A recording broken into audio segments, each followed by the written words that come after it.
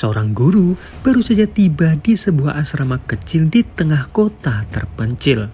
Setiap pulang sekolah, dia selalu mendengar suara jeritan kesakitan dan juga tangisan. Misteri apa yang sebenarnya terjadi di balik asrama ini? Pastikan kalian nonton sampai akhir, karena apa yang ada di film ini berdasarkan kisah nyata. Jadi, persiapkan mental kalian, dan inilah Silent.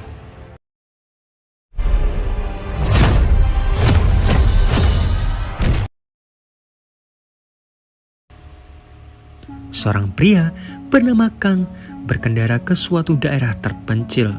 Kabut yang tebal membuatnya sangat berhati-hati. Kang waktu itu ditelepon ibunya yang mempertanyakan apakah Kang sudah sampai. Kang ini mendapatkan pekerjaan sebagai guru pengajar di sekolah luar biasa khusus tunarungu di sana. Sementara itu, terlihat seorang anak berjalan di tengah kabut. Karena berjalan di tengah rel, anak itu pun tertabrak kereta. Kembali ke Kang yang kaget ketika berpapasan dengan truk di terowongan. Mobilnya oleng dan menabrak rusa. Kang pun pergi ke bengkel terdekat, tapi karena banyak sekali mobil yang harus diperbaiki, jadi Kang harus menunggu. Kang yang buru-buru pun memutuskan pergi, tapi mobilnya malah ditabrak dari belakang. Wanita itu meminta maaf karena dia sedikit agak mabuk. Wanita itu berjanji akan mengganti kerugiannya. Wanita bernama Soyojin itu mengantarkan Kang. Yojin lalu memberikan kartu namanya, di mana Yojin ternyata bekerja di kantor HAM. Kang pun masuk ke sekolah tersebut dan langsung menemui kepala sekolah. Nah, kepala sekolah ini menyambut baik kedatangan Kang karena Kang direkomendasikan oleh sahabatnya sendiri. Kepala sekolah lalu memanggil seseorang dari bagian administrasi. Tapi ketika orang itu datang, Kang kebingungan karena wajahnya sama persis dengan kepala sekolah. Ternyata mereka berdua ini saudara kembar. Nah, staf administrasi tersebut bernama Lee. Sebelum pergi, Lee ingin menyampaikan sesuatu ke Kang, tapi kepala sekolah bilang tidak usah karena Kang direkomendasikan oleh sahabatnya sendiri. Tapi Lee tetap meminta uang masuk ke Kang. Lee bilang bahwa tidak ada yang gratis di dunia ini. Hal itu pun diceritakannya ke ibunya. Kang setidaknya harus membayar 5 juta rupiah untuk bisa masuk ke sekolah tersebut. Esok harinya, Kang mulai mengajar. Murid-murid di sana kebingungan karena Kang hanya memakan sebuah apel. Ternyata mereka semua diminta untuk melukis apel yang sudah digigit Kang tadi. Kang lalu melihat ada salah satu muridnya yang sangat pandai melukis. Kang tidak segan-segan memujinya, tapi murid itu terlihat cuek. Nah, di sebelahnya ada salah satu murid yang malah memakan apel yang ada di meja. Tiba-tiba ada salah satu murid laki-laki yang baru saja datang. Wajahnya penuh luka lebam. Kang pun mempertanyakan hal itu ke guru yang lain. Nah, siswa yang tadi ternyata bernama Minso, di mana beberapa hari yang lalu adiknya ini tewas karena kecelakaan kereta. Sejak saat itu, Minso bersikap aneh. Tapi Kang bilang tidak hanya Minso yang bersikap aneh, tapi ada beberapa murid lain yang juga bersikap aneh. Guru itu pun menjelaskan bahwa ini sekolah luar biasa, jadi Kang harus membiasakan diri dengan keanehan tersebut. Malam harinya, karena masih penasaran, Kang mencoba mencari data dari Minso. Ternyata ayahnya Minso ini dirawat di rumah sakit, sementara ibunya meninggalkan mereka. Dia juga mencari informasi tentang Yori, anak yang tadi makan apel di meja. Ternyata Yori punya kelainan mental dan kadang dia sering merasa lapar. Kang juga mencari informasi tentang Kim. Kim merupakan anak yatim piatu. Kang lalu pulang dan mengunci ruangannya. Dia juga menelpon ibunya untuk menanyakan keadaan anaknya. Tiba-tiba Kang mendengar suara teriakan. Suara itu semakin terdengar jelas. Kang mencoba mencari sumber suara sampai dia berhenti di toilet wanita. Kang mencoba memanggil dan suara itu tiba-tiba berhenti. Saat Kang mencoba masuk, satpam di sana menghentikannya.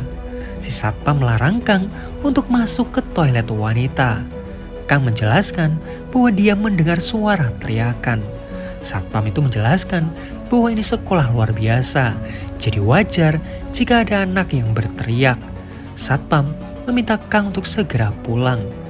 Esok harinya, kepala sekolah membayar sejumlah uang kepada Inspektur Jang. Kang lalu datang, dia membawa uang 5 juta yang pernah diminta Lee waktu itu. Di waktu yang sama, guru yang kemarin menghajar Minso. Masih belum jelas apa alasan Minso ini dihajar, tapi guru-guru yang lain seolah diam dan tutup mata. Kang yang baru saja datang mencoba untuk menghentikannya, tapi Pak Guru Park mengabaikannya. Minso dipukul karena dia menyelinap keluar tadi malam bersama dengan 2 murid lainnya.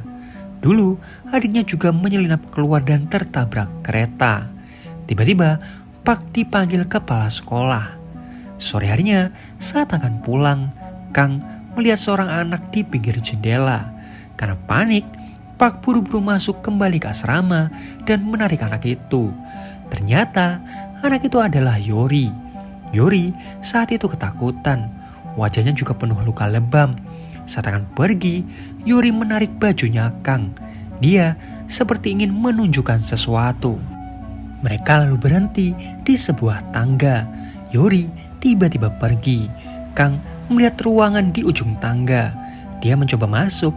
Di dalamnya ada seorang wanita yang sedang menyiksa Kim. Wanita bernama Yon itu bilang bahwa dirinya adalah penjaga di asrama tersebut dan sedang memberikan hukuman untuk Kim. Kang tentu sangat marah. Bisa-bisanya Yon memasukkan kepalanya Kim ini ke mesin cuci. Yon meminta Kang untuk tidak ikut campur, apalagi dia hanya guru baru. Kang langsung menyelamatkan Kim yang lemas. Di waktu yang sama, Yojin dihubungi oleh Kang. Yojin buru-buru pergi ke rumah sakit. Melihat kondisi Kim yang masih tidak sadarkan diri, Yojin bilang bahwa ini termasuk kasus penganiayaan. Yojin meminta Kang untuk menghubungi orang tuanya. Tapi Kang bilang bahwa Kim ini adalah anak yatim piatu. Esok harinya, Kang dipanggil kepala sekolah. Kepala sekolah paham apa yang dirasakan oleh Kang. Apalagi Kim ini salah satu muridnya. Tapi kepala sekolah sudah memberikan peringatan ke Yon. Lee juga menambahkan bahwa Yon sangat menyesal dan ingin meminta maaf langsung ke Kim. Jadi Kang diminta untuk tidak memperpanjang urusan ini. Mereka juga menanyakan di mana Kim ini dirawat. Kang pun kembali mengajar. Dia berusaha untuk menghibur Yori. Kang bilang dia akan menggambar Yori dan hal itu membuat Yori ini tersenyum. Sore harinya, Yojin menelpon Kang. Dia ingin bertemu tapi tidak di rumah sakit. Ternyata Kim sempat mendapatkan pelecehan dari kepala sekolah. Yojin punya bukti surat yang ditulis oleh Kim tadi malam, di mana di sana Kim menulis bahwa dia dipukuli karena menolak hal itu. Tidak hanya Kim, banyak korban lainnya termasuk siswa laki-laki. Pelakunya tidak hanya kepala sekolah, bahkan Lee dan juga Park melakukannya. Kang bilang bahwa mereka harus lapor ke polisi, tapi Yojin mengatakan bahwa mereka juga bekerja sama dengan polisi. Kang teringat akan Inspektur Jang waktu itu. Itulah alasan mengapa ketiganya ini dihukum. Nah, Yon ini ternyata saudara tiri dari kepala sekolah dan juga Lee. Dan hal yang lebih gilanya lagi, Yon berpacaran dengan kepala sekolah. Bukannya menyalahkan kepala sekolah, Yon malah mengancam Kim dan akan membunuhnya. Kang buru-buru pergi. Sementara itu, kepala sekolah dan juga Yon sudah berada di rumah sakit. Saat Kang dan juga Yojin sampai di rumah sakit, Kim tidak ada di kasurnya. Mengira Kim sudah dibawa kabur, ternyata dia bersembunyi di dalam lemari. Dia langsung dibawa ke kantornya Yojin, di mana di sana Kim diminta untuk membuat kesaksian. Jadi setelah pulang sekolah, Kim berganti baju. Niatnya dia ingin bermain di taman bersama Yori. Tapi saat itu Yori ini izin ke toilet. Setelah ditunggu beberapa lama, Kim merasa khawatir, jadi dia memutuskan untuk masuk. Nah, di saat itulah kepala sekolah memanggilnya. Kim dibawa masuk ke sebuah ruangan. Kim dipaksa untuk melihat video begituan. Di saat itulah kepala sekolah merabanya. Kim menolak, dia berusaha kabur dan bersembunyi di toilet. Satu persatu pintu toilet ini dibuka. Kim ketakutan, kepala sekolah berusaha membuka pintu tersebut. Mengira kepala sekolah sudah pergi, ternyata kepala sekolah ada di atas. Kim hanya bisa menangis. Jadi suara teriakan yang didengar Kang waktu itu adalah teriakannya Kim. Kepala sekolah langsung melepas celananya Kim. Kim yang terus saja menolak langsung dipukul dan ditendang oleh kepala sekolah. Saat itu suara Kang terdengar, jadi kepala sekolah langsung membekap mulutnya Kim. Belum selesai, Kim ini bercerita, Yori tiba-tiba datang. Yori pun menceritakan kisahnya. Dia dibawa masuk oleh Lee ke sebuah ruangan dan Yori pun, kalian tahulah endingnya. Yori seakan trauma menceritakan hal itu, jadi Yojin langsung memeluknya. Kim menambahkan, dia melihat hal itu dan karena ketahuan, Lee langsung mengejarnya dan mengancam akan membunuh Kim jika dia mengadukan semua ini. Sore harinya, saat di rumah, ibu dan anaknya datang untuk berkunjung. Kang bingung kenapa ibunya tidak memberitahunya, tapi ternyata hari ini adalah hari kematian istrinya. Ibunya pun cerita bahwa ibunya ini mendapatkan uang itu dari deposit sewa rumahnya. Jadi si ibu saat ini tidak memiliki tempat tinggal. Ibunya sudah tidak tahu bagaimana caranya mendapatkan uang. Apalagi Kang sudah tidak memberinya uang sepeser pun. Jadi karena hal itu Kang harus bisa bertahan untuk kerja di sana. Dia harus tutup mata dan juga telinga tentang apa yang terjadi. Nah di sini Kang belum cerita apa yang terjadi di asrama tersebut. Kang diminta untuk tidak terlalu memikirkan ibunya. Dia bisa tinggal di rumah kecil. Saat ini yang harus dipikirkan adalah anaknya. Apalagi anaknya ini sering sakit-sakitan dan Kang butuh banyak sekali biaya. Esok harinya, Yojin melaporkan tentang pelecehan tersebut ke dinas pendidikan. Tapi karena kasus ini terjadi di luar jam sekolah, maka itu tanggung jawab balai kota. Yojin diminta untuk datang ke sana, tapi ternyata dia sudah datang ke sana. Malahan, staf di balai kota memintanya untuk datang ke dinas pendidikan. Kenapa? Seolah mereka ini cuci tangan. Ketua di sana juga bilang, karena itu di jam luar sekolah. Maka itu bukan tanggung jawab dan wewenang mereka. Yojin kemudian menemui Inspektur Jang. Yojin mempertanyakan kenapa kasus ini tidak diselidiki. Jang bilang bahwa kepala sekolah ini ketua gereja, jadi tidak mungkin dia melakukan hal tersebut. Yojin lalu menunjukkan bukti dari para korban-korbannya. Tapi lagi-lagi Inspektur Jang menyangkal bagaimana dia bisa mempercayai laporan dari anak yang tuli. Dengan kesalnya, Yojin langsung pergi dari sana. Tiba-tiba, rekannya menelpon dan mengatakan bahwa salah satu jurnalis ingin mengangkat kasus ini. Jadi, Yojin diminta untuk segera datang ke sana. Sialnya, kunci mobilnya Yojin ini tertinggal di dalam. Jadi, dia terpaksa memecah kaca mobilnya sendiri. Di waktu yang sama, Pak Guru Park menghajar Minso. Dia menanyakan di mana keberadaan Kim dan juga Yori. Ternyata hal itu didengar oleh Kang. Kang hanya diam.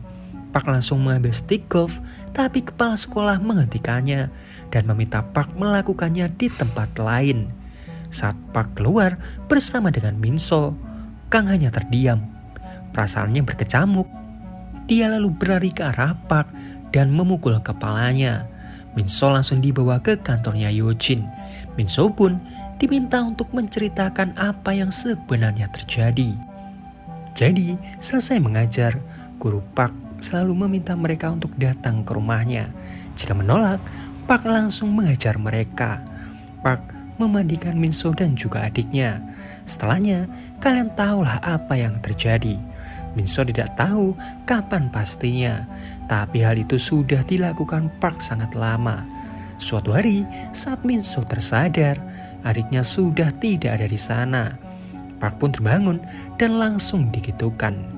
Minso pernah mencoba menolak, tapi dia selalu dipukuli. Nah, kesaksian Minso ini disiarkan langsung di TV. Semua orang yang menontonnya sangat tersentuh. Apalagi ketika Minso cerita bahwa selesai digitukan oleh Park, adiknya sampai tidak bisa berjalan. Karena berita itu sangat viral, mau tidak mau, Inspektur Jang harus menangkap kepala sekolah, Lee, dan juga Park.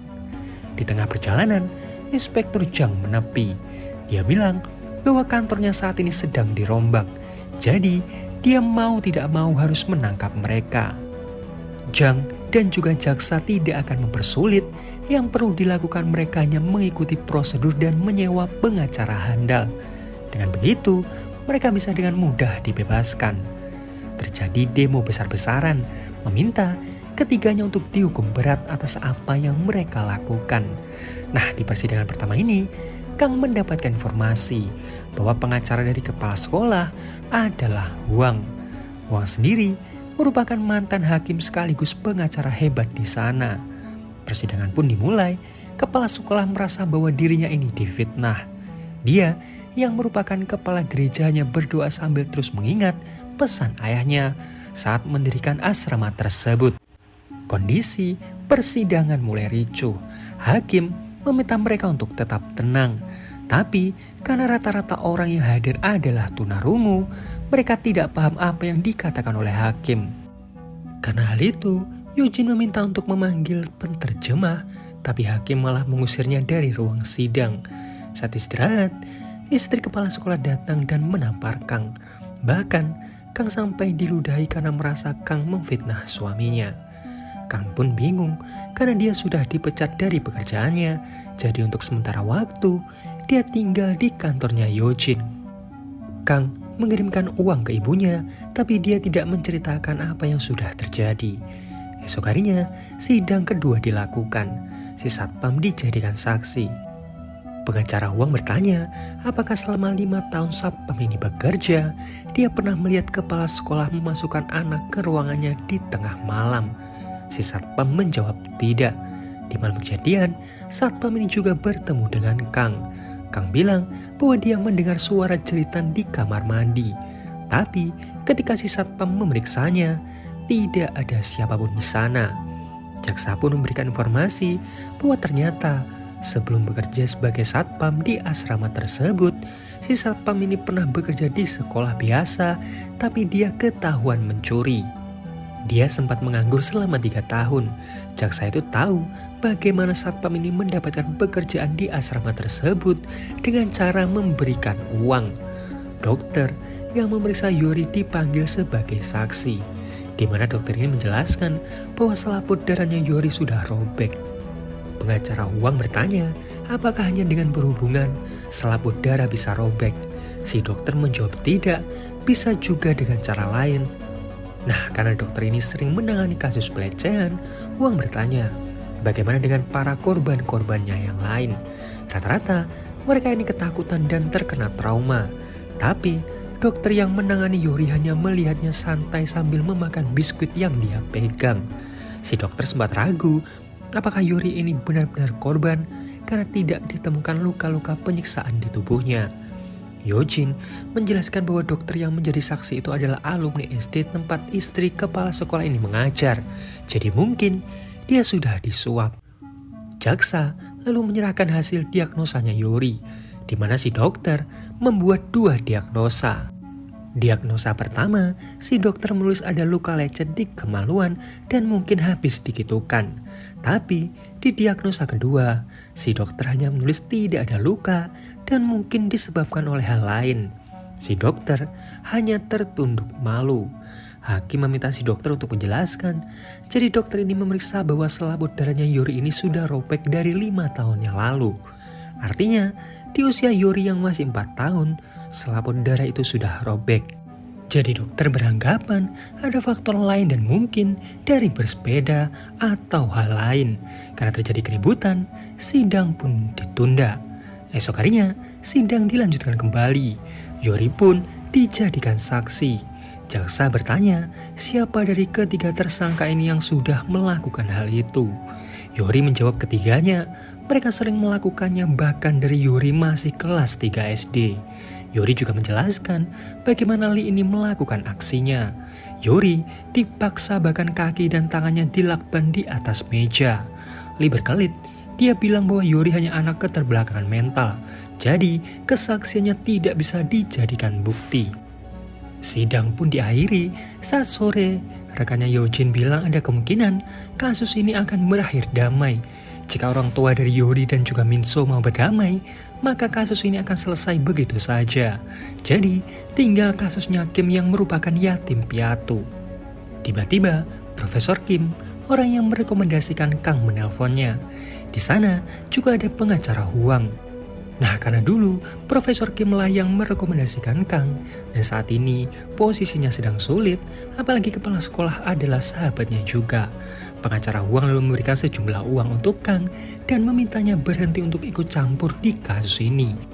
Profesor Kim juga menambahkan, dia punya lowongan kerja untuk Kang di sekolah Seoul jika Kang mau. Kang menolak semuanya. Pengacara Huang meminta Kang untuk memikirkan anaknya, karena dia tahu saat ini anaknya Kang sedang sakit. Pikiran Kang saat ini benar-benar berkecamuk antara hati dan juga nuraninya. Di satu sisi, dia ingin membela anak-anak ini, tapi saat ini kondisinya juga sedang sulit. Esok harinya, di persidangan, ibunya Kang datang dan dia sangat marah mengetahui apa yang sudah diperbuat oleh Kang. Kang seolah tidak peduli dan meminta Kim untuk masuk. Ibunya pun bertanya, apakah Kim jauh lebih penting daripada anaknya Kang sendiri? Sambil menatap ibunya, Kang cerita bahwa dia melihat sendiri ketika anak-anak ini disiksa. Jika dia mengabaikan mereka, Kang juga tidak layak menjadi ayah yang baik buat anaknya.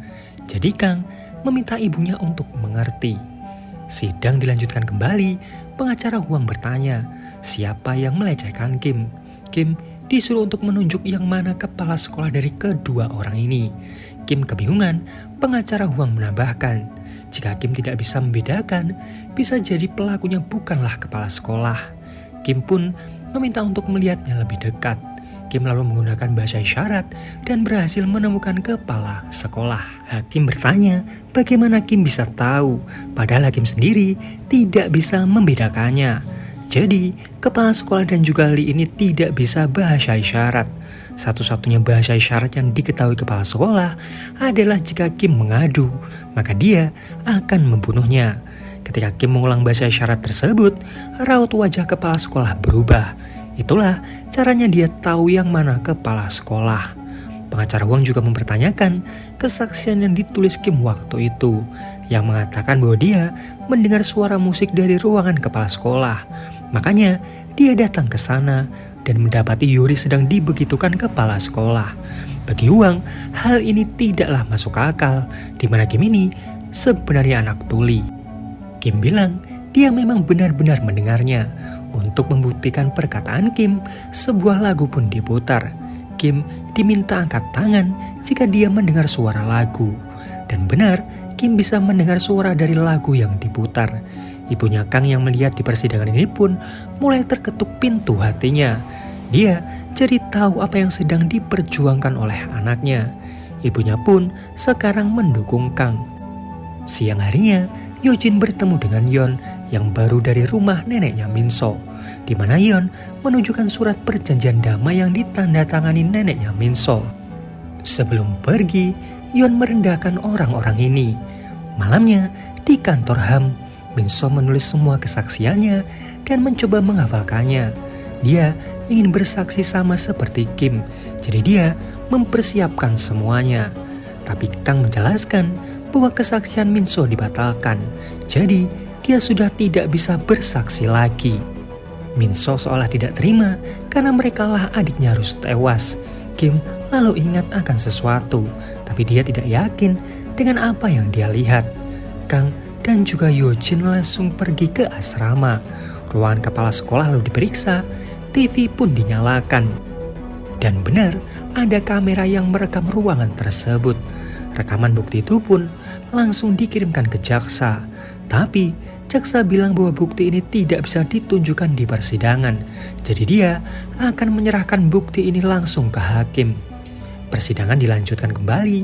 Hakim mengatakan bahwa kasus pelecehan tersebut memang suatu kejahatan, tapi mempertimbangkan bagaimana kepala sekolah sering berkontribusi atas pembangunan di kota tersebut, maka hakim hanya memberikan hukuman masa percobaan untuk ketiganya.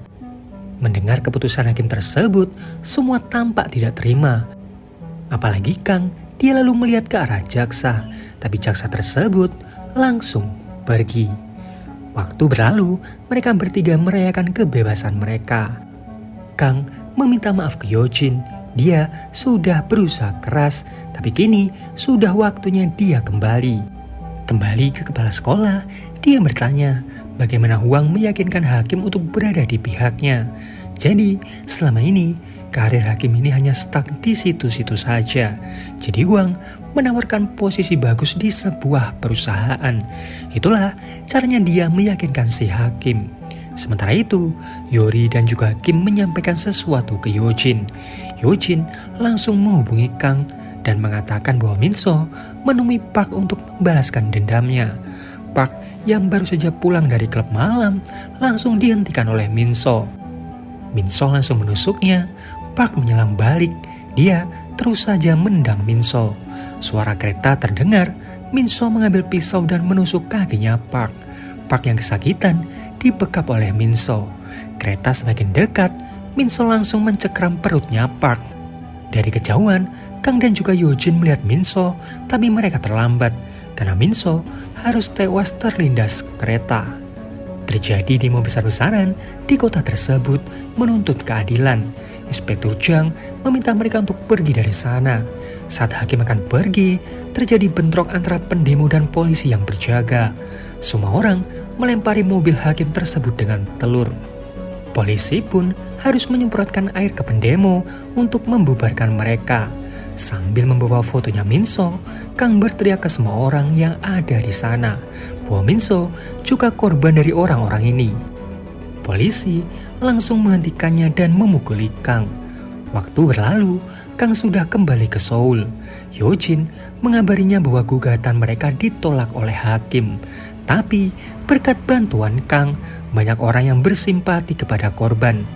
Jadi, saat ini banyak sekali sukarelawan yang membantu anak-anak ini. Dan film pun berakhir. Nah, kasus ini sendiri sangatlah panjang. Hingga 2011, para pelaku mendapatkan kembali jabatannya di asrama tersebut. Meskipun kasus ini sudah ditutup, tapi masih banyak orang yang berusaha mencari keadilan di kasus ini hingga sekarang. Nah, itu tadi alur cerita film Silence 2011. Nah, nanti buka puasa pakai apa nih? Komen di bawah. Seperti biasa, like kalau kalian suka, dislike kalau enggak, subscribe kalau belum. Sampai jumpa di video yang lain. Dejum.